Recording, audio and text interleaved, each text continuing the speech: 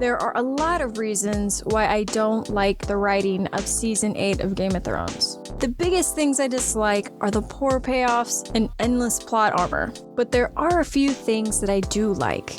One of those things being Arya's voyage to the West of Westeros. To me, this fits her characterization for both the books and the show, and to me, is a good wrap-up of her show arc. I don't see her staying in Winterfell, and I don't see her getting married or settling down. To me, she's always been a character of adventure and discovery, so it's fitting she decides to embark on a dangerous yet exciting new chapter in her life. Whether George Martin decides to write this into the books doesn't matter to me either way, but did you know she actually wasn't the first in history to venture west of Westeros? Hi, this is Jess, and today we're going to talk about Elissa Farman, the dragon egg-stealing adventurer who traveled west, never to be seen again. With that said, let's get into it.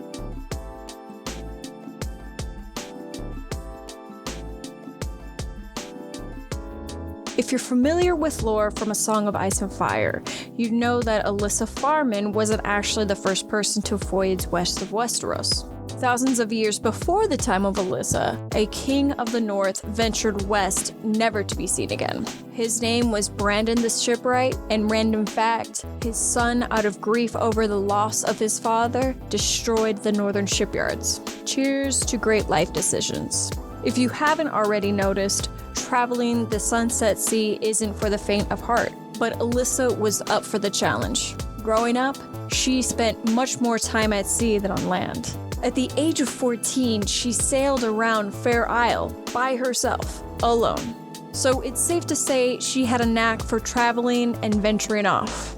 Though her close relationship with Princess Rhaena took her all across Westeros, from Casterly Rock to Dragonstone, she always had a yearning to explore the Sunset Sea, even petitioning the princess for gold to build a ship large enough for a trip westward. Surprisingly to Elissa, Rhaena actually rejected her request, prompting Elissa to then steal 3 dragon eggs, travel to Brazos, and sell those eggs to build the Sun Chaser, the carrack she would use to travel beyond Sunset Sea. Fun fact, it's speculated the 3 dragon eggs Elissa stole were the 3 eggs Daenerys was gifted by Illyrio Mopatis when she married Khal Drogo in the first book and the first season of the show.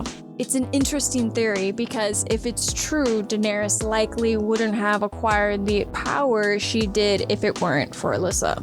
As a double random fact, it is speculated that Elissa and Prince Rhaena were more than just friends, so yay for queer representation in A Song of Ice and Fire. Moving on, when Sun Chaser was ready for the open waters, she traveled to Old Town looking for a crew that would accompany her on her journey. It didn't take her long to find others interested in her quest. Sir Eustace and Sir Norman, 2 members of the Hightower family, pledged their ships, Lady Meredith and Autumn Moon. Once Eustace and Norman joined her cause, they soon shipped out to sea, and from there, the story gets a little murky.